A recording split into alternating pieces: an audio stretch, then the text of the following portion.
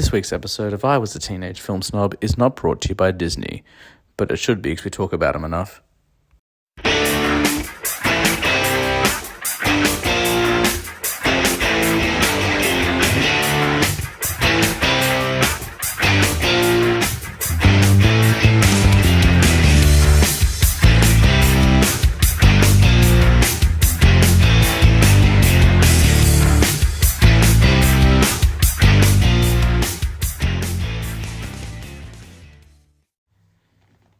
Welcome to I Was a Teenage Film Snob. I'm James Chalmers, your friendly neighbourhood film snob. Did I accentuate it again? Yes. Yeah. I got the Friendly. I wasn't your friend. I don't know. I put an emphasis. I Yeah. put the wrong emphasis on the wrong syllable. Austin Powers? Oh, I can't remember. I don't think so. Maybe it's Wayne's World. It's definitely it's a Mike Myers movie. I think it's Wayne's World. I think so. Yeah. Teen's back, obviously, from that intro. How do I start the show? Your friendly neighbourhood film snob. Okay, yeah, so that's... I was trying to think if there's like a part of the intro I'd forgotten. We're back, and right before recording, we decided there's not really much to talk about, but we keep putting...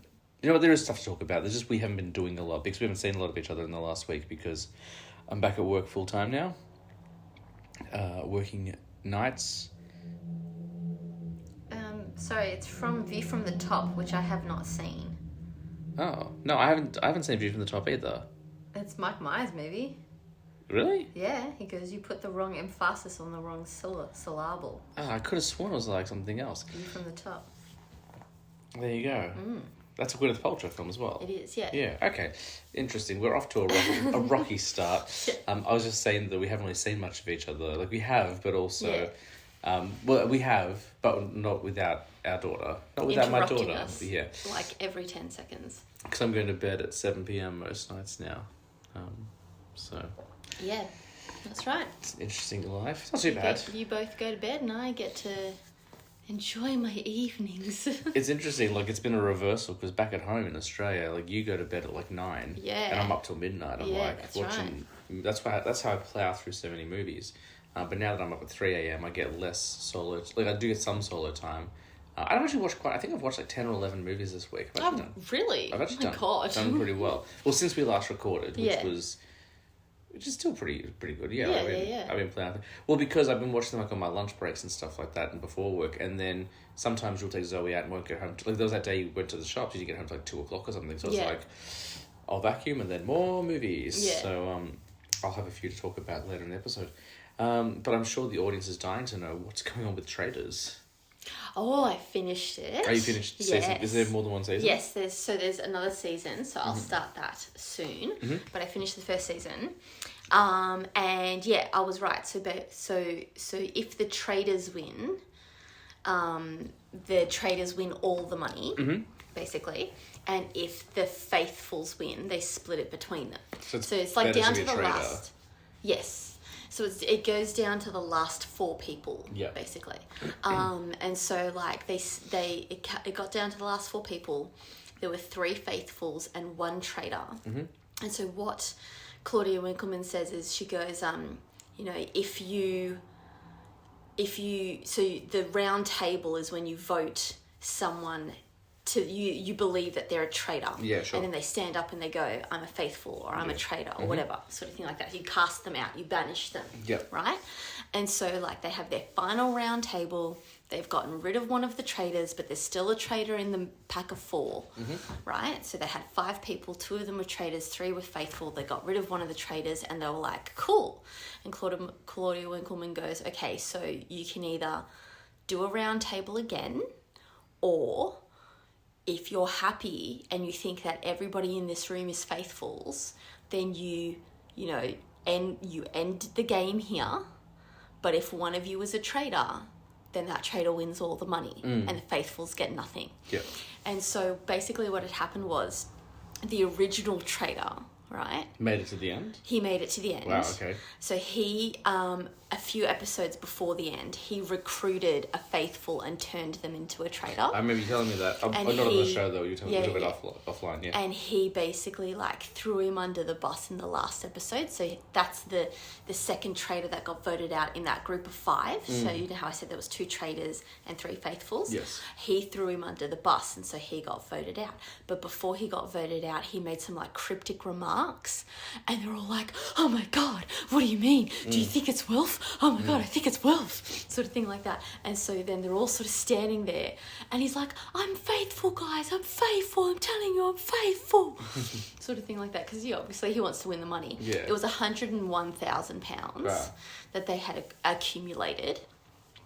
And then they were like, but why did he say those cryptic things? What did he mean by that? And so then they voted again, and they voted Wolf out.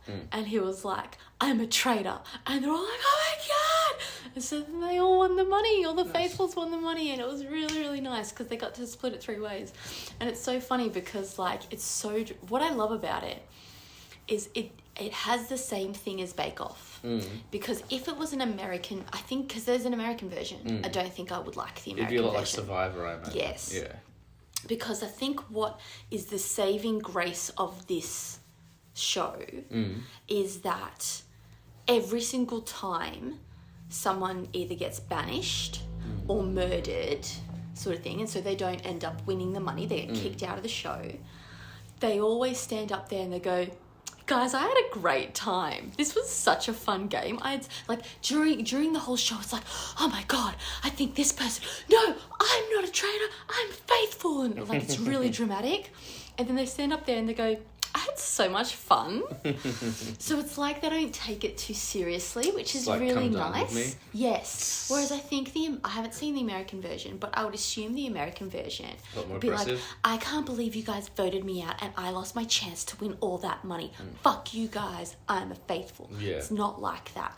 Same thing with Great British Bake Off, they go, I just came because I wanted to have a lovely time, sort of thing. Made so many friends. I made so many friends. It's like you've That's what done they 2 keep days. saying. What are you talking about? Like yeah. That's what they keep saying. They go, guys, I made so many friends for life. And you believe it because they honestly, like because they go through these really intense challenges. They do make really good bonds. The only thing that's really sort of upsetting about the show is that because everybody has to talk about you behind your back and go, I think this person's I think that person's a traitor. No, he's 100% faithful and blah, blah, blah. It's very high school. It's very like, you'll see people sitting there going, I've just entered this room and people have been talking. I can tell that people have been talking about me. Or like you sit at that round table and they go, I'm going to vote you out because you just didn't join in today, sort of thing. And you kind of too focused on the zip line. Yeah.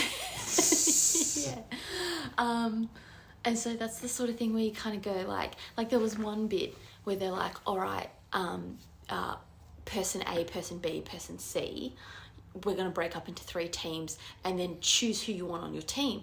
And so then there's the last guy and you look at him and you go, you've been picked last for teams before, haven't you?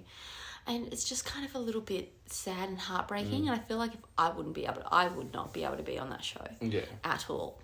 I wouldn't be able to because I just don't like... Because you've seen that, like when we watch these shows, like, and I haven't watched this one, but I've watched Bake Off with you, I'm immediately judging everyone. Like, I hate this person, this person's an idiot. Like, and that's not who I am in real life. Like, even on the show, I'm like very like chill. I'm like, hey everyone, like I love movies. But like when I watch like reality stuff, I'm just like, oh, shut up. So like I just imagine like I would be voted off there. Like, he's not a traitor, he's just a jerk. My only complaint of the show is that I feel like there are a lot of talking heads from certain characters. There's certain ones who they're kind of pushing forward. Yeah. So like for instance, the last traitor, like they have to have a lot of talking heads from the traitors because they're the ones that are the most dramatic because there'll be a scene where they're like sitting there and the guy's like, I'm telling you, I'm faithful. And then it cuts to the talking head and he goes, guys, this is really hard. Like I have to convince everyone that I'm faithful when I'm not faithful. Laughing at my accent.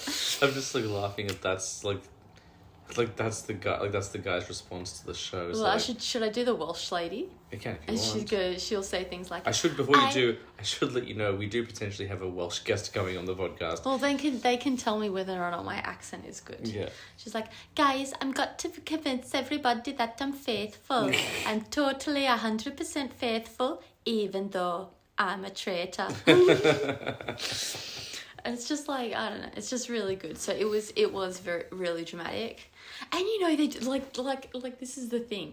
So when they have to it's so stupid, but it's so good at the same time. So like when they get to that final four, right? Claudia, they're all standing, it's like midnight at this Scottish castle. Spooky. And they're all out in the front of the castle, in front of a fire pit, They're wearing like robes, like the this greater time they're not, but the other times they were. But like Claudia Winkleman goes, each of you has a little chest, like a wooden chest, and inside it you have like a thing to vote whether or not you want the game to end, or a thing to vote whether or not you want to do another round table and vote out the traitor, right? And so she has like this velvet black sack, and you take the thing, she put it in the sack, and she goes, right, I'm going to like pick out from the sack, and if I throw it into the fire and if the flames glow green, that means you want the game to end. And if the flames glow red, that means you want to vote again and vote out the traitor. And it's like, for fuck's sake, could you not just say, It's so like put my hand up and be like, I want to vote again? No, it has to be like throwing something into the fire and it explodes and the flames turn red. And it's just, that's just the fun bit, do you know what I mean? Yeah. I think you'd really enjoy this show. I'll give it a go at some Yeah. point. I haven't watched too much TV. Maybe we can start season 2 tonight. Maybe we'll see how we go. I'll see like how we feel after the recording. I might be like, I'm so tired. Let's just watch Taskmaster. And we were losing our minds last night watching. We were laughing so much. And it's a season we've seen before. Yeah, multiple times. Because we've seen all of them multiple times, except for like season 1 and 2, I think. Yeah. Yeah, you know. Growing But pains. yeah, so it was fantastic, and I can't wait for season 2.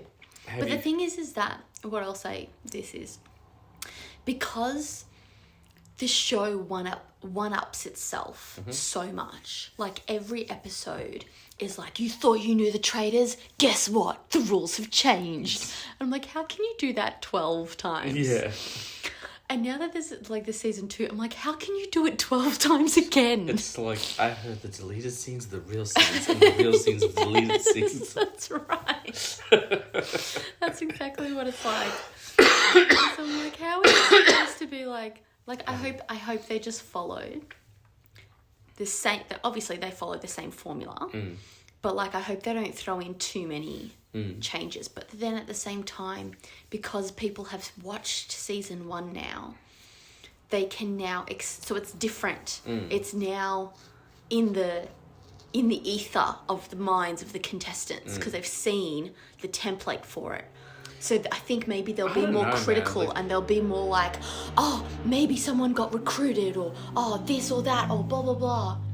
I don't know, like you say that, you would think that's the logic, but then I see shows where there've been plenty of seasons beforehand, like Taskmaster, like Bake Off, and I'm like, guys, like you've watched the show, right? Like You still don't know how to make toffee. How are you falling into the same pitfalls?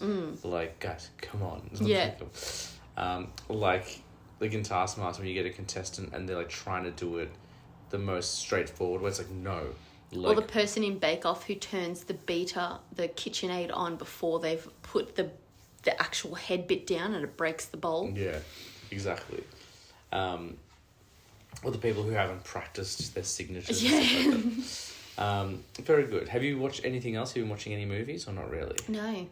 Haven't watched any movies. Oh, like what? It would have been Harry Potter again. Yeah, that's true. Because We've of watched Zoe. a lot of Harry Potter. Like, we talked about it in the last episode, and since then we've watched a lot of... I was going to try and count. I think we've watched the first 4 Harry Potter films again. Yeah, I don't know. Yeah. Because Probably. watching them while I've been working. Although she watched Minions. That's yesterday. right. We watched The Rise of Gru, which I've never seen before. Yeah. I've got a very complicated... Well, it's not complicated, but I've got a very mixed history with the Despicable Me franchise because the first one came out like 2007. We went and saw it, and I loved it. I was like, this is awesome. And then I saw Despicable Me 2, and when on our old podcast, Pass the Remote, I labelled it one of the worst films I've ever seen in my life. I haven't seen Despicable Me 2 since then, but it was very much like during my snob years and stuff like that. Because I've seen Despicable Me 3 and I thought it was okay. And then today I actually went and saw Despicable Me 4, which I'll talk about in a moment. But since having a kid and since kind of changing my opinion on films, I've softened, I guess. Because there was a period where everyone hated the Minions because it was, middle-aged mums on Facebook were using it to be funny. It's for memes. Me when I don't have my coffee in the morning. Yeah, exactly. And it's like a crazy hit. It's like, no. Okay. So we watched Rise of Gru because Zoe wanted to watch a movie and you guys have been out all day. So I was like, we'll sit down, we'll eat some popcorn and watch a movie. And that was really fun, Rise of Gru. I really enjoyed it. I was surprised. I liked that it was a period piece as much as like set in the 70s. I liked that it was Steve Carell voicing a child. I thought that was really fun. So I dug that quite a bit. And after watching it the other day, or yesterday, was it yesterday? Yeah. I can't remember now. Yeah, it was yesterday. I was like, oh, like tomorrow we should go into the city. Like we'll go into Edinburgh and, you can go do the stuff you've been wanting to do since we got to Edinburgh and I'll take her to go see Despicable Me 4 or something like that. So it actually got me in the mood to go and see it. So yeah, so I've watched a ton of movies. I won't review all of them because there's like 11. Yeah. But I'll go through a few of them and then what we'll do is we'll talk about the big Disney Expo news because Disney had their big expo this weekend, for those who don't know. D23, they do it once every 2 years. And it's kind of Why is it called D23? No idea. D for Disney. D, yeah, 23. 23. Chromosomes? I don't know. I'm not sure why it's called D23. But they do it like once every 2 years. And it's kind of like Comic-Con. They'll do like, it's pretty much like a presentation to the investors and to like Disney fans. You can go and see concept art, early trailers, stuff like that. Yeah. And they bring out the cast and crew and stuff. Not the crew, but the cast. I had to write them all down because I had so many things to talk about. I think I told you about Mascots already. I watched Mascots, the Christopher Guest film. And it was fine. Look, it's if you've seen Spinal Tap and Waiting for Guffman and Best in Show and Mighty Wind, it's the same thing. Like it's basically the same sort of thing. But it was pretty fun. It was. Does it have like the similar cast? Like, is it Christine O'Hara? What's her name? Catherine O'Hara. Catherine O'Hara. She and Eugene Levy weren't in it. Yeah. But a lot of the other players were. Jennifer Coolidge was in it again. I was going to say Jennifer Coolidge. The guy who's like, I can never remember his name. He's such a good actor. But you know the one who plays the professor who's like climbs up a tree in Community? Yeah, got birthday cake. Yeah, he's in it. It's John Michael Higgins, I think his name is. Oh, okay. So a bunch of like people we've gotten used to. And then Zach Woods from The Office. Oh, nice. Like he's in it. And the nurse, like the midwife from The Office, when it was like, she's in it. There's some British cast members. You've got Roy from the IT Crowd. I'm forgetting everyone's name. Chris O'Dowd. Yeah. So it's fun. Like it's definitely fun, and like just like all of those movies, the first half is like the lead up to the competition, and the second half is just the competition. Yeah. And they've got like these crazy mascot routines and stuff like that. Yeah. But it was pretty fun. Like I definitely. It sounds fun. Yeah, like it was interesting. It was definitely, and maybe because I think it was made for Netflix, it was definitely the raunchiest of his films I've seen. Because normally they're pretty like, they play like a PG, Yeah. But this one, like, there was like nudity. Like there was like Chris O'Dowd plays like a bad boy mascot. Okay. So like he's been thrown out of like all these mascot leagues because of like his bad behavior, like being a drinker and stuff. And there's one like where he goes to like a strip club in the mascot uniform, and like you see naked women. So I'm like, this is pretty raunchy for a Chris Guest film. And there's quite a bit of cursing, which I wasn't used to for one of his films either. But it was very, very funny. Chris O'Dowd's mascot was just a fist. Like he just goes around, like he's like a hockey mascot, and he goes around and punches someone who's dressed up as a hockey player. Yeah. Like that's the whole gag. But no, it was fun. It was definitely like very much more of the same. Yeah. But it's been like, it got some pretty low ratings when it first came out, and I think people were just overreacting because it didn't have Eugene Levy and stuff in it. Like it's still really enjoyable. I won't talk about The Ruins. That was a really good horror film. I watched a documentary called Hate to Love, which is the Nickelback documentary. Oh, okay, yeah. And I remember hearing about it maybe about 6 months ago. I was really interested to hear it because I don't think I've ever been, or I probably was at some point, but I've never been a huge, like, hater of Nickelback. I know it's, like, the in thing to do. Like, everyone's just like, oh, they're the go-to. Yeah. But, like, Silver Side Up, which is their third album. I thought it was their first album, but it's their third album. That song with, like... Present case phone open. You don't know that song? No, I don't know that song. But it's the, like, This Is How You Remind Me, that album. Yeah. Like, that album was huge, like, when it came out. And, like, my dad had it, so I heard, like, a lot of the songs on did that. you? So it was, like, a big part of my, like, teen years. And, like, there's some really good songs on the album. But I was really intrigued by it, because I'm like, A, I like that album. But B, like, what a fascinating opportunity. Like, generally with music documentaries, you kind of, like, talk about how it's an eclectic rise to fame and everyone loves them. But, like, they say it in the documentary, like, they're the most hated band in the world. So, like, I was like, I want to get into the psyche of that. Like, tell me about that. And they don't really do it enough for me. Like, that was the biggest disappointment. Like, it was very much like a stock standard behind the music type documentary. Like, there were a couple of things. I think they're not the most hated band in the world. I think they're the most laughed at. They're like they're a punchline. Yeah. And the thing is that I don't think anybody knows why. Well, it's just like I think they're like, people kind of thought of them as like posers, like wannabe grunge, wannabe like. Okay, like it's like sanctioned but rebellion. You could have done that. And like because they use quite like. They, I like your pants around. Like oh my God, yeah. Like the lyrics and stuff. I think people like laughed at, but like, again, like they do have some really good tracks, like especially in that album that I mentioned before. But I think like a lot of people laugh at them, and I get it, but also, like, just don't listen to it. Like, just listen to something else. And the only thing that really, but it was funny, like when they opened the documentary, they're talking about Chad Kroeger, the lead singer, and like they're like, yeah, he was like the bad boy in town. I'm like, really? And apparently he was always like getting into trouble, like he had like this deadbeat dad and all this sort of stuff. They're Canadian, aren't they? They're Canadian, so you're like, okay, Canadian bad boys, so not really that bad. It's like, sorry, eh? Yeah. Oh, I bumped into you, eh? Yeah. Yeah, so I would have liked them to go more into it, but there was one bit that really did like kind of strike a chord with me, and like I think it was the drummer, and he was saying like, you know, my kids have had to like defend me, like my band, like to their classmates and stuff like that, and so they get picked on for being the kid, and I was like, oh, that does suck actually, like that made me kind of like feel bad, but really fascinating, like listen to them tell their story and stuff like that. And there was an interesting story because Nickelback, I don't know if they still are, but for the longest time they were on Roadrunner Records, which if you're into music at all, you'll know that Roadrunner Records is like the mainstream, biggest heavy metal record label.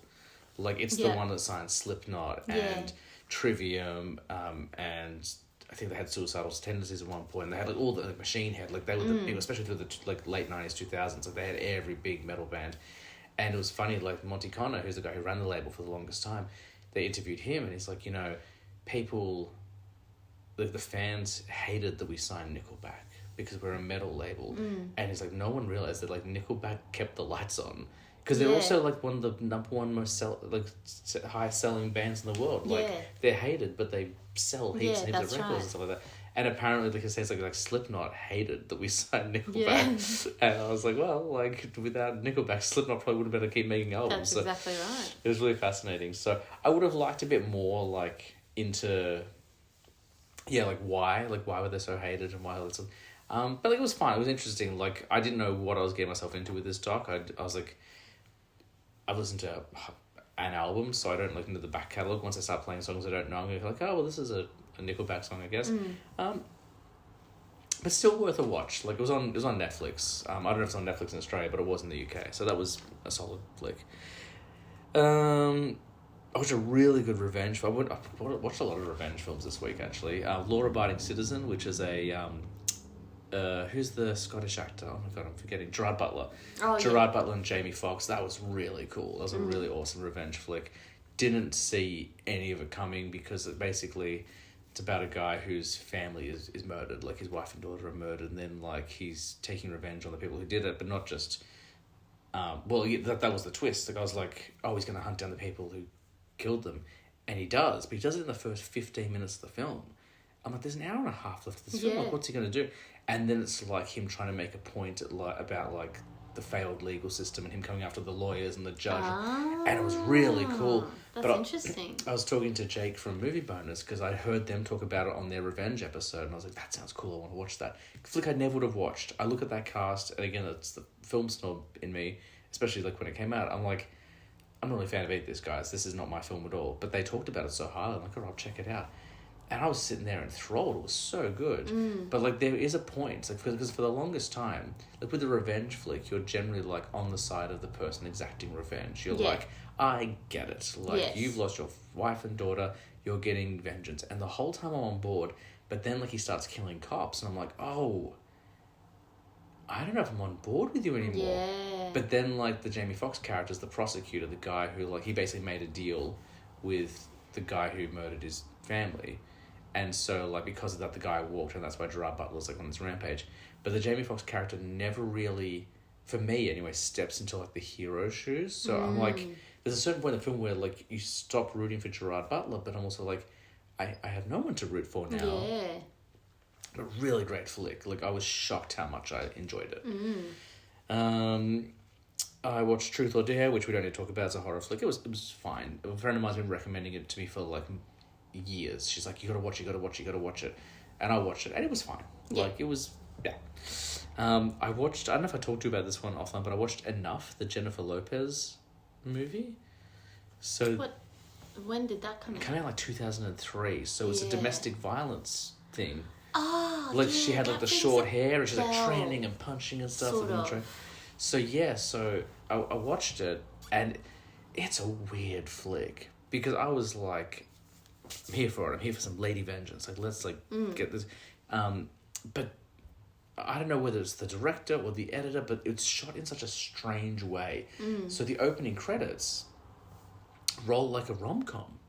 Like, it's not like enough. It's like enough. It's like yeah, and she's like just a happening waitress, and she's like, and she meets this guy and stuff like that. And there's a really good twist like later about the guy, which like not that he's a horrible abusive monster, but there's a further twist where I was like, that's I like what we've done here. But yeah, and then just like throughout the film, like there's a bit where there's this montage where like she and her daughter on the run, and they're like changing their aliases and like they're changing their identity and the way they look, and it's got like a romance song in the background, and the romance song is called like Enough is Enough, and I'm like, what tone are you going for here? Because enough is enough is not the tone of the... Do you reckon it is subject to its age? Yes. Yeah. I think it's 2003. I think Jennifer Lopez is mainly in like Made in Manhattan and The Wedding Planner and stuff like that. And they're like, we can't go... we can't go too hardcore with the We've got to like find a balance so we can get... And it's pretty, like, it's brutal. Like, don't get me wrong, it is brutal, but not brutal like Saw. Yeah. Like, you can watch it and be like, oh, this guy's a total POS. Like, you can see that without them, like, going over the top. I actually felt that we were very restrained in that, because it's very easy, I think, in a lot of films, especially these kinds of films, for the director or for the writer, like, you know what, let's just crank it up. Like, this is what the film we're making, let's do it. And I thought they were incredibly restrained considering. And don't get me wrong, like, you watch it and you're like, oh my god, this is horrific. But they... compared to something, like, it wasn't like I spit on your grave. Do you know what I mean? Like, they dialed it back, which was good. And then the only time it really does get brutally violent is when she finally does get her revenge. And, like, I really liked the third act. That was my favourite part of the film, because, like, the guy that she was married to was, like, really rich. She's got all these connections, so no matter where she goes, like, they're always finding her or, like, finding her associates. And, like, it's like she can't escape. And then so, like, she kind of plays this trick where, like, she sends her daughter off with her friend, but, like, they still think that the daughter's with her, and she ends up like getting enrolled in this like Krav Maga studio, and she's like learning how to defend herself. And then literally the third act is like she infiltrates his house and like sets up all these traps and like knocks out the way, and then just like beats the crap out of him. Good. It's a really satisfying end. I really liked it. But yeah, there was just some weird I really liked the ending. Like the first two acts, there's some weird stuff in there. And like there's like this weird like chapter cards, but they all happen in the first 20 minutes. It's like the day they met, falling in love, happily ever after, or is it? Like, just like this but it's only for the first 20 minutes. Yeah, then they go away, and it's like they forgot about him. And I don't know whether, I feel like maybe, again, like being a product of its time, and being that, you know, Jennifer Lopez wasn't known for doing films like this, I think it was almost kind of like holding the audience's hand a little bit, like, Right. hey, you know this is called enough. We've given you this kind of romantic opening and all this stuff. We're going to slowly just like bring you to the line, like, hey, things are about to be not so pleasant. Like, and I don't know if Do you that's... think it was trying to show how relationships can like be rosy and beautiful at the beginning and then turn nasty? Or do you reckon it was supposed to be like ironic? No, I don't think it was ironic. I think the problem is they were being earnest and it just didn't land. Like, and again, like, it might have landed in 2003 whenever it came out. Like, maybe if I watched it like when it came out, I'd be like, yes, I know what you're doing, this makes sense. But like, because we've seen a lot of these stories and a lot of revenge films and stuff like that since then, and they get more grounded and grittier and stuff like that, it was just a weird editing, and like the soundtrack was bonkers. It was just like, what are you doing here? Like, and I will be clear, the song didn't actually go, enough is enough. I can't remember what it was, but it was like something upbeat. it was glaringly out of place. Yeah.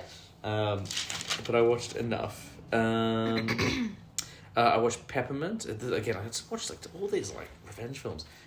Peppermint is basically Law-Abiding Citizen, but instead of a guy losing his wife and daughter, it's a mum losing her wife and daughter, and it's Jennifer Garner, and she just gets a bunch of guns and just like like, I think I was reading up the truth. It's like the kill count was like 45 people or something. Oh my God. And she's just killing all these people, blowing them away. That one was tougher to watch than Law-Abiding Citizen, actually, because, and I don't know if it's because like she was a mum and stuff, but like there were like little moments like you'd see like and I just connected with them more emotionally, I think, than like the other one where Gerard Butler's like a CIA guy where he's got like machine guns and stuff like that. But totally underrated. Like, I've never really heard people talk about Peppermint. I remember when it came out, it was a few years ago. I remember seeing the trailers. I was like, this looks a bit Is there cheesy. a reason why it's called Peppermint? Because her daughter, the night that she gets killed, orders peppermint ice cream. Oh. But like no one's ever referred, like she's never referred to as peppermint. It's never acknowledged beyond that. I actually had to look it up in the trivia because I'm like, why is it called peppermint? And then they're like, because ding dong, like if you had watched the movie, and I'm like, I don't know, you could have called it like ice cream, Mother of Tears or something, like Mother of Vengeance. But anyway,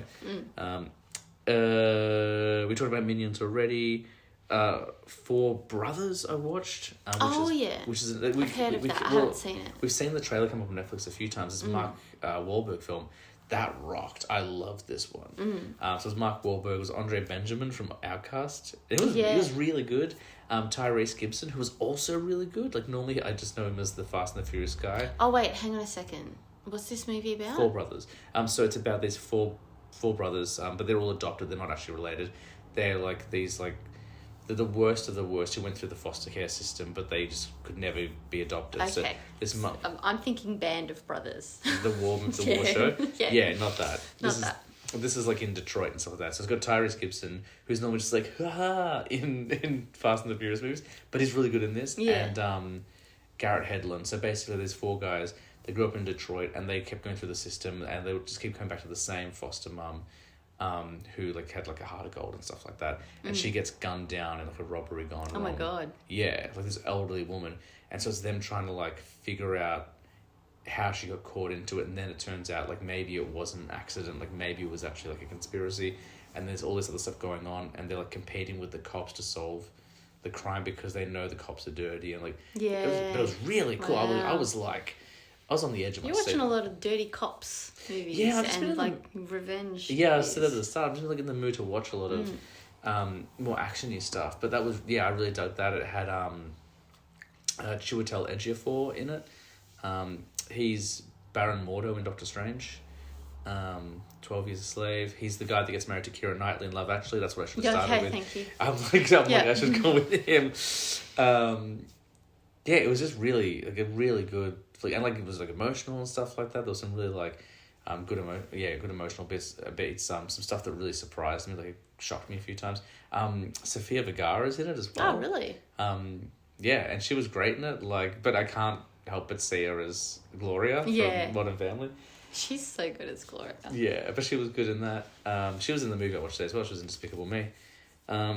Which is the last thing on my list of movies I watched. I watched Despicable Me 4 today with Zoe. And it was really fun. Really liked it. Yeah. I think I was telling you it was kind of like the episode of Simpsons where they have to relocate because it's all witness protection based. Yeah. Because like basically, because now Gru is a good guy. Spoilers for Despicable Me 4 because it's still in theaters. I will say that before I start talking about it, I guess. Now he's basically a hero. Like, he works for the Anti-Villain League. So it starts with him, like, driving to this party held at his old school, because his old school was, like, a villain school. Oh. And, like, it turns out, like, his, like, biggest rival in high school is about to get named, like, Villain of the Year or something. Yeah. And he ends up arresting him on the night. And then to get, like, because Gru embarrassed him, he's, like, come with this plot to, like, break out of prison and, like, abduct Gru's newborn baby so he can get revenge and stuff like that. There's a lot going on. There's so, like, it's a 90-minute film, maybe 100 minutes. It's not super long.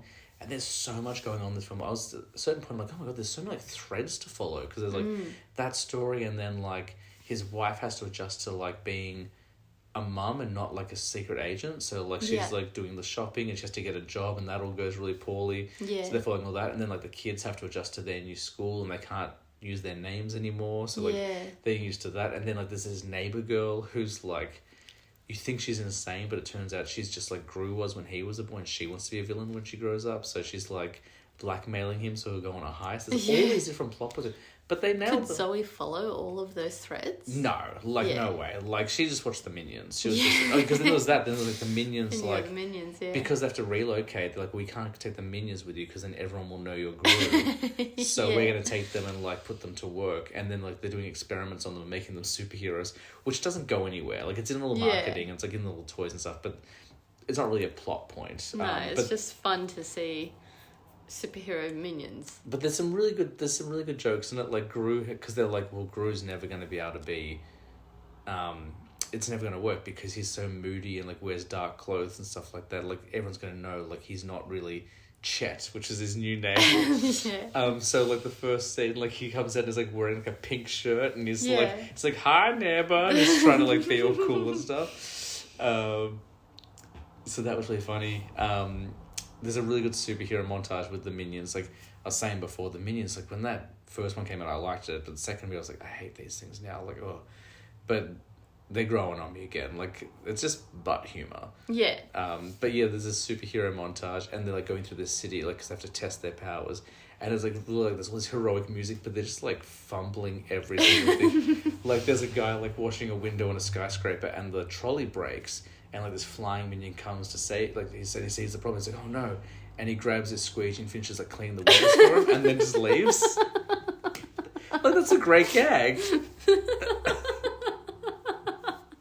That's really good. And then there's, like, this, like, there's a stretchy arm one. I was telling you about this before, and, like, there's an out of control train. And as soon as I saw that, I'm like, oh, they're doing Spider-Man 2, and they literally do Spider-Man 2. Like, he gets in front of the train, he's, like, stretching to hold the train from going off. But, like, because it's the Minions, like, the train gets launched backwards into a wall. What was some of the other jokes I was telling you? There's a bit where, like, a girl's, like, doing Dance Dance Revolution to Through Fire and the Flames, which is great. And the vending machine, you were telling me about the vending machine. One of the Minions gets stuck in a vending machine, and all the other Minions keep throwing, like, food in there and, like, buying things so they fall on his head. Yeah. And, like, whenever they go around, like, the house, like, there's a scene where, like, they're in the pool, they're just hanging out, and then there's the Minion vending machine is in the vending machine next to the pool, just like he can't go. No, it was really fun. Like, you know, I'm sure, like, if I went, you know, ran a microscope over it, I could find a dozen of plot holes, but it was just really entertaining. She had a good time, I had a good time. There were a couple of jokes, as I mentioned, like, for adults, like that Spider-Man joke, I don't think anyone in the theatre got except for me. You said there was a Terminator joke as well. Oh, yeah, there's a Terminator joke, yeah, because I can't remember any of the characters' names. But Gru's wife, like, gets a job at a salon because, like, well, you cut your own hair and it looks fantastic, so you'll be good at a salon. And the first customer she gets, she burns all her hair off. Yeah. And then, like, they go to the supermarket later, and the woman whose hair she burned off is there, and she's chasing her, and then they use the Terminator music, and she's doing, like, the stiff arm run. Yeah. So that was really funny as well. But no, Despicable Me 4, definitely worth your time. Like, so fun. Like, especially if you got kids, like, I'd recommend going and checking it out. But, those are all, like, I watched a lot of movies. I didn't talk about all of them, but I've watched quite a few. You've watched heaps. It's been good. Cool, Ben. So we'll just talk about some news, and then we'll get out of here, I suppose. So as I mentioned, D23 happened this past weekend. I think it's still running tomorrow technically, but the way these things go is you get some news on Friday, Saturday's your big news day, and then, Sunday it's kind of like, we're sweeping while they keep talking. Yeah. So some trailers dropped, I'll talk about those in a moment. But a lot of stuff some stuff got announced, some stuff they kind of showed some pictures and footage and stuff like that, and then there were some trailers as well. So I'll talk through some of them, and then you can kind of react, I guess. Yes. So Frozen 3, they kind of, I don't know, I haven't heard any news about it, but they showed like some concept art for Frozen 3. Yeah. No idea what the plot's going to be. It's not coming out till 2027, so... Yeah, it's like... That's a long time from now. It's interesting that they haven't done a Frozen show. TV show. Yeah, like, because Disney Plus, like even before Disney Plus, like... Yeah, like based around Olaf or something. Like Tangled, they did a show. Did they? Yeah, there's a Tangled show. Huh. Yeah. And a few of the other ones. And there's like a billion Star Wars shows. Yeah, but even like some of the other princesses have had shows and stuff like that as Yeah. well. So it's interesting they haven't done a Frozen I mean, if show. they're still doing Sophia the First, they can do Frozen. I'm sure Elsa and Anna showed up on Sophia the First, because I know there's all those crossovers where they... I don't know. I think like the princesses do show up in do they? Sophia the First. Okay. I just saw before, I guess there was a teaser trailer, but I haven't seen anything yet, but footage was shown of the live action Lilo and Stitch. Mm-hmm. And people like, it was like doing like the Godfather thing, where like, look how they massacred my boy. So I guess they don't like the character design. Oh, really? I saw it and I liked it. Yeah, I'm like, what were you... He's fluffy. I'm like, what were you expecting? Yeah. Like, he can't be smooth and cartoon. Like, No. it's not cartoon. Yeah. You've never seen Lilo I and wonder Stitch? if they'll change it then. Like Sonic? Yeah. Yeah. You've never seen Lilo and Stitch, No, have you? I haven't. I really liked it when it came out. I haven't seen it in probably 20 years, but I really enjoyed it. Yeah. So, but I don't know if we need a remake. Like, Yeah. the original one exists. This was news. Incredibles 3 got announced today. Yeah. Which I'm excited for, you know, like... You love Incredibles. I do. I like 2, I think, is fine. Like, I don't hate 2. I do really like 2, but 1 just holds such a high bar. It's like 1 to me is perfect. But there's been no kind of discussion about what's happening in Incredibles 3, just that, like, hey, it's happening. Yeah. I saw someone online saying, look, it'd be really good if the kids grew up a little bit so we could see Jack not be a baby. Mm-hmm. But I don't know if that then, like, if you lose the charm of that family. Yeah. But I guess, like, you could make it more...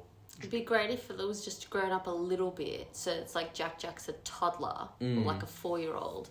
And it's like, come on, we're going to fight this crime. And he's having an absolute tantrum. Or you could have like not Jack, you could have like Dash go on his first solo mission. Like maybe he's like 15 or 16 and he's going through like puberty and stuff. So like he's dealing with like being a little bit more grown up and like the balance between childhood and adulthood, and like, that might be kind of fun. And then like maybe Violet has to bail him out, but then like Bob and Helen have to bail them out because it's all going, and maybe that's how you do it. Yeah. And like maybe Jack's just, I don't know, like terrorizing Kinder or something. Yeah. But I'm on board. I don't know if they announced a release date. I didn't see that information, but I like Incredibles. I'll always give it a go. Toy Story 5, which was announced a while ago. That wasn't a new announcement. But I think it was Bob Iger or someone came out and said the concept for this one is it's toys versus tech, and the image they showed was like Woody and the gang looking over the edge of a bed, and there's a child just hiding under the covers and they're looking at an iPad, and the idea is that like kids these days don't necessarily play with toys, they're going to a screen instead. Which that makes me really sad because I really hope that they don't. I feel like as a parent who sometimes gives her child an iPad because that's the only way I can, get the dishes done or something like that. I really hope that they don't guilt trip us, and I really hope that they don't like, because Toy Story always makes me cry, always makes me sad, and I'm just like, this is gonna just make me feel sad from like a mum's point of view now as well. I think it's an interesting concept, because after I thought 4 I enjoyed 4, but there's definitely But it definitely had an end. Well, 3 was an end. Like 3 had an end. Yeah, but I think I like them going back to being in a house with, do you know what I mean? Like, I didn't really dig the on the road stuff. Like it was fine. Like, again, I enjoyed the film enough. I haven't watched it since I saw it in theaters, but I do like the idea of them going back to kind of their original setting. Like, I want like more hijinks, like number 2. Like when number 2, where they're like Woody's being captured by like a antique dealer or stuff like that. Yeah. I want more antics. But you know, like I think there's like you could I don't know, like they could play with like an old forgotten iPad pod or something like the original classic iPod, and he's kind of like the modern Etch, like you know how Etch a Sketch is always like drawing. I don't know, like Disney Pixar know what they're doing. Like I'm sure they'll do something fun with it, and if not, we don't have to watch it. I just don't want to be guilt tripped while I'm watching it. Yeah. They also, what was the other one they announced? There was something else that Disney announced. I can't remember. Oh, I didn't watch the trailer for it, but Mufasa has been like. There's a trailer for Mufasa. It was the only trailer I didn't watch actually. That was, I didn't watch that, and I didn't watch the Agatha All Along trailer. I just haven't got around to it yet. I don't think I'll be seeing Mufasa like I didn't love the Lion King remake, and not because like it was bad. It's just I've seen that movie before. Like that, I found it really upsetting to watch. Yes, because it was animals fighting each other. I was saying that to someone. I was like, you know, when you see cartoon animals, like you don't. It doesn't look like animals literally trying to tear each other apart, which is what happens in Lion King. Yeah. But I think I told you, like I saw an old trailer for it when I was in the cinema, and it sounds like the story is that Mufasa is not from a royal bloodline. Like he's just like just a random line, and then he assumes the throne somehow through the course of this movie. Yeah, which I have a problem with. Because my problem, like we were discussing this. So if he's not from a royal bloodline, if he is just the biggest and the strongest, and he assumed power over the current head of the pride, right? Then Scar has no reason to behave the way that he does. Because the whole point is that Scar is like the jilted spare heir to the throne, and is like, I should have been king. Like he says it, he talks about it. He's like how, you know, if because Mufasa was born first and all this kind of stuff like that, and it should be I should wear the crown. But the thing is that if Mufasa came from nothing, that means Scar came from nothing. So then Mufasa becomes king, and Scar's jealous that Mufasa is king just because he became king. Yeah. Whereas, like... Well, I did posit a theory, and my... I don't know if it's a theory, but a solution. I was like, well, I guess it would be kind of interesting, actually, if it turns out that Scar was from royal bloodline, and Mufasa was more like a taken-in, adopted son, and then the parents were like, look, there's something wrong with our kids. We're going to give it to... And then you're like, okay. That would be kind of cool. I mean, in a film that doesn't need to exist, that's kind of a cool idea. There would be... The parents would be... Well, I mean, like, we talk about this like they're human beings. But they'd be like... There's no way Scar can be king because he's a dick. Yeah, so it'd be like Gladiator. Yeah. Or, there's a story of that in, like, literally, like, British history, but I can't remember which king it was. So that I would understand. That would work. But if it's literally just, like, rags to riches kind of story, then I don't understand why Scar feels like he has the right to wear the crown. Yeah, why does he feel jilted? Why, exactly. Yeah, so hopefully they do justify it. Which is the entire plot point, because it's Hamlet. Yeah, exactly. Which is literally the entire plot point of The Lion King, because the whole reason he kills Mufasa and the whole reason the whole fucking movie happens is because he's like, I am jealous that my brother is king and I've always been in the shadows. Well, it's Thor, it sounds Thor and Loki. Like, that's what the first Thor film is, basically. Yeah, so I didn't watch anything. But Thor and Loki is even more of a... Well, Loki's the adopted son, and that's why he doesn't get the throne. Yeah, but even so, in terms of gods, like they're equals. They're more of an even playing field than like the literal heir to the throne and the literal spare. But anyway, I didn't hear anything about Mufasa. I didn't watch the new trailer, so I just thought I'd mention that. Yep. Then there's a Marvel presentation. So Captain America: Brave New World, which comes out in March, I want to say, February or March. So this is the first Sam Wilson Captain America movie. So, because remember, at the end of Falcon the Winter Soldier, he became Captain America. Yep. Really interesting looking flick. Like, they dropped a trailer a few weeks ago when we were in Switzerland. Some footage was released today, and basically the big reveal was there's a better look at the Red Hulk. Because I can't remember if I told you this, but Red Hulk's in this movie. Yeah. So that's kind of cool, but nothing in terms of plot and stuff. Not much new released there.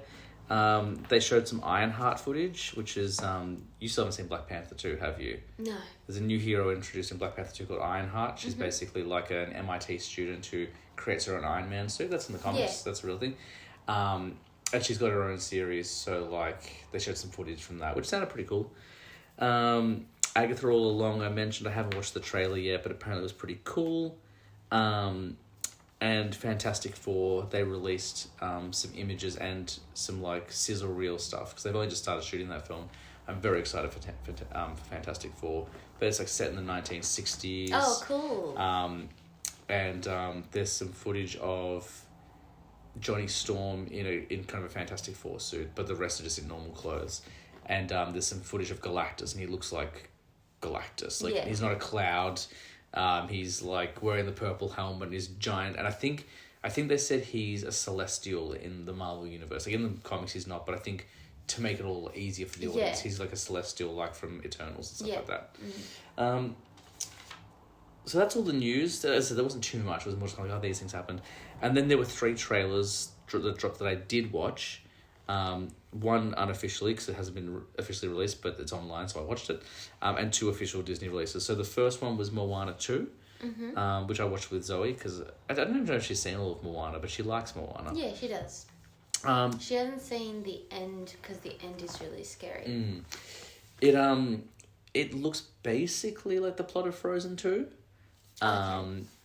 Which I'm okay with. Like Moana is like there's a spirit calling her. Not so much that, but Moana, like it starts with Moana running and like she's been going on all these expeditions because now they're allowed to travel by water because at the end of the first one, we find out Moana's got a younger sister, like she's like a little toddler and stuff like that. And Moana's, you can tell she's older, like they've animated her in a certain way that she looks older.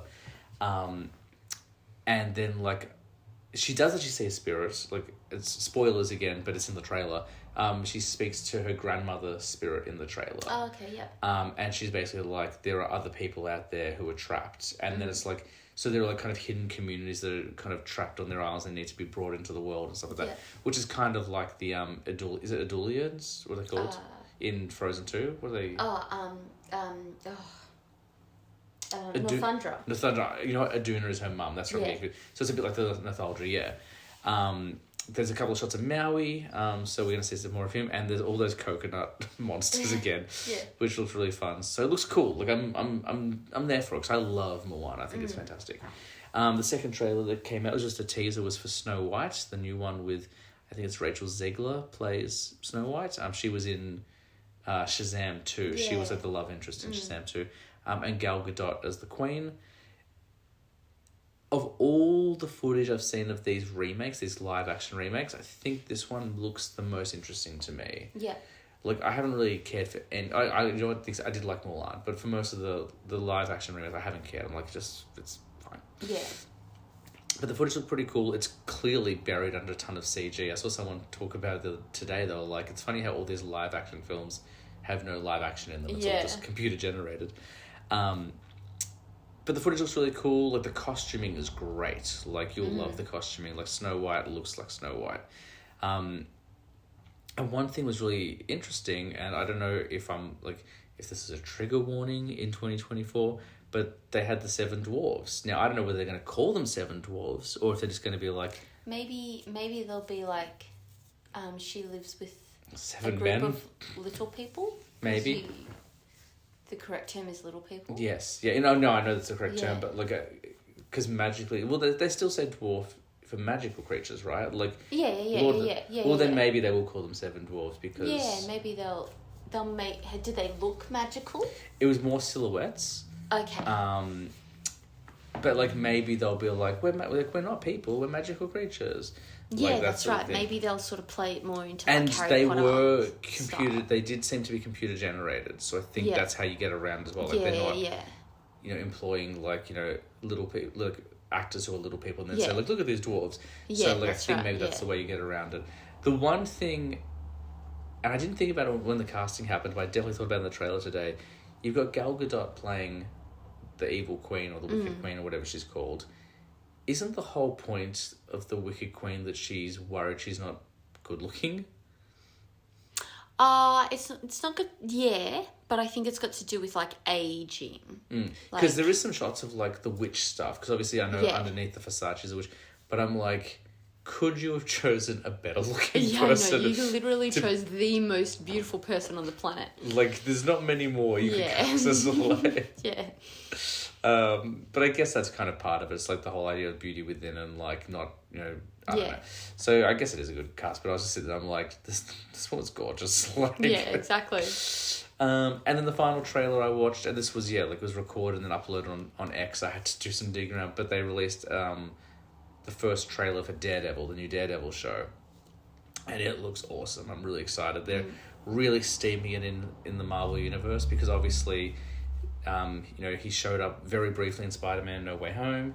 He showed up very briefly in She-Hulk, but we haven't had like any kind of real Daredevil stuff going on. And in the trailer, it's like, you see Daredevil, you see Kingpin, you see Bullseye, you see Foggy, your favorite character. Yeah. And Karen, and then you also see new heroes like the White Tiger is in this. And then there are characters from other shows like Miss Marvel's dad, is in a courtroom. Okay. There's like a courtroom fight and he's under attack and like Daredevil's protecting him. And then you see like a whole like shelf of Daredevil helmets and it's just like, but it looks like the same tone as the Netflix series. Like it's violent. Like it's definitely an adult show. It's not for kids. So that's probably the thing I'm most amped for. And I think they said that comes out in March. So that's the thing I'm probably looking most forward to. Nice. But yeah, that's all. The sun is definitely setting now. When we first started recording, the sun was up. Now. So that's probably a good indicator that we need to wrap things up. But I don't know. That's all the Disney news. Anything kind of jumping out at you? Anything you're interested in? You're like, oh, that sounds kind of cool. Yeah, I don't know. Not to be a downer, but like I'm not interested in. I don't think I can watch Toy Story 5. Well, you'd probably see a trailer first, and then you would know. I've never watched Lilo and Stitch, so I'd give it a shot, but it's definitely not like on my list or anything. Not interested in Mufasa's story.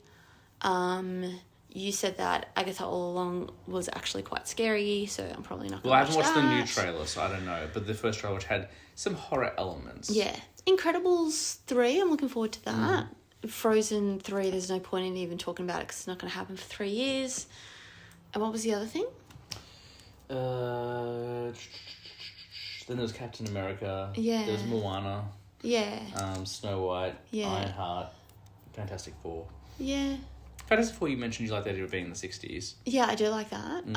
And Snow White, yeah, I'll get round to it, sort of thing. Moana, I'm interested in. That'll be good because I did love the first one. There were also 2 Star Wars things I forgot to mention. There was a trailer for the new show, which I don't know why I'm mentioning. I haven't watched a show since season 2 of Mandalorian. I've literally watched no Star Wars shows except for the first 2 seasons of Mandalorian. Yeah. But it's called Skeleton Crew, and it stars Jude Law. So that's kind of wow. Cool. Yeah. And then apparently there's also some stuff about the Mandalorian and Grogu movie, which is coming out in 2026. Oh, cool. Zoe would like that. Yeah. Well, and she'll probably be old enough to watch it at that point as well, because she'll be probably. like 6. So yeah, 6, 7. If it's PG, she can. Maybe she can. Yeah. If it's M, probably not. No. Cool. Any final thoughts before we get out of here today? My final thoughts are I need to watch more things because all I've watched is The Traitors, and I'm planning on starting Monarch of the Glen. Ah, there we go. Stay tuned. Hold on, stay tuned for that on this 20-year-old show. Yeah, exactly. Spoilers. Yeah. Spoilers aplenty. Cool. Well, that's going to pretty much do it. I don't know. I'm playing each week by ear in terms of content, so it could very well be more of this next week. I could have gone through all my Blu-ray purchases. I've been doing that, a lot of that. But I do have an American guest. We're in the process of organising that. I've got a couple other American guests that I'm still kind of negotiating times with. I'm hoping to have my first UK guest ever. I was messaging her the other day and she is on board. I've been texting back and forth a little bit since then. So hopefully we'll be able to get her on soon because she's a huge horror fan and has like a massive following. There's some really cool things with TikTok and Reels and stuff like that. So again, just to, I'm just slowly trekking the globe to get guests from all over the world. Yeah, that's right, exactly. So I've been trying to get someone from the UK for a long time. So yeah, we've been texting back and forth a little bit. So she's got the details. She's got to book it in when she can. So You can look forward to that, guys, but chances are next week it'll be Tina and I again, probably talking about what we watched on TV that week. Yeah. But until then, keep an eye out for that one. That's going to do it for this week's episode of the show. So, as I say every week, guys, I was a teenage film snob, but I'm trying to be better. We'll see you next week.